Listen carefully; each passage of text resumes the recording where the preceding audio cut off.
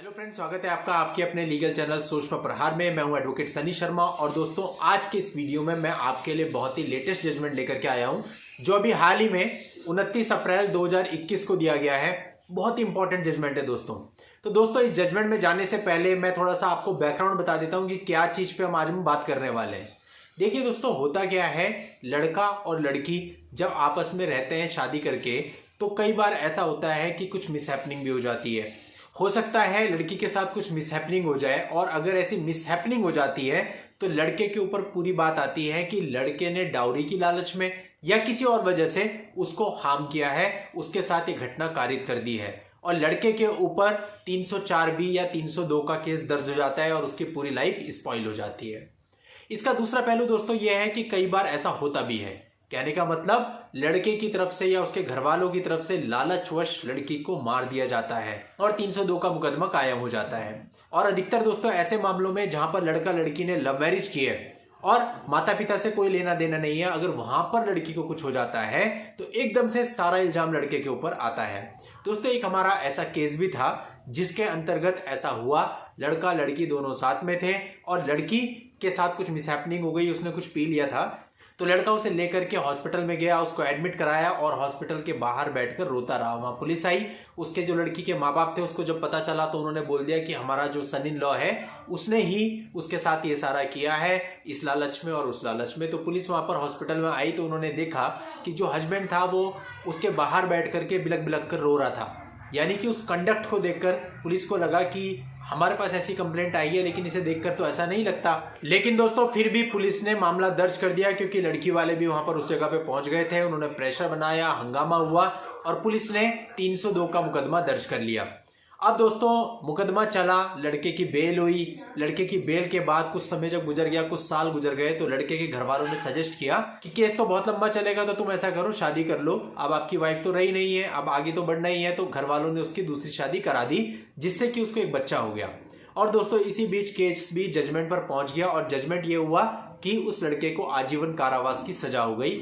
अब देखिए उसकी वाइफ भी थी, 2-3 साल का छोटा बच्चा भी था और वो आजीवन यानी पूरी लाइफ के लिए जेल में चला गया। सब कुछ खत्म हो गया। फिलहाल उसकी अपील हाई कोर्ट में पड़ी है।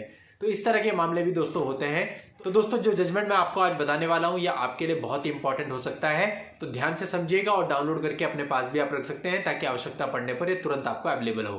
दोस्तों मामले की परिस्थितियां ऐसी थी कि घटना के 6 साल पहले उन दोनों की शादी हुई थी। हस्बैंड का कहना यह था कि जो वाइफ है वो बहुत ही क्रूअल व्यवहार वहां पर करती थी और घटना से 2-3 दिन पहले ही वो अपना घर छोड़ करके अपने माता पिता के घर चली गई थी। माता पिता ने उसको समझाया कि भाई आपको वहीं पर रहना है और आप किसी भी तरह से जाकर के मैटर को सॉल्व कर लो।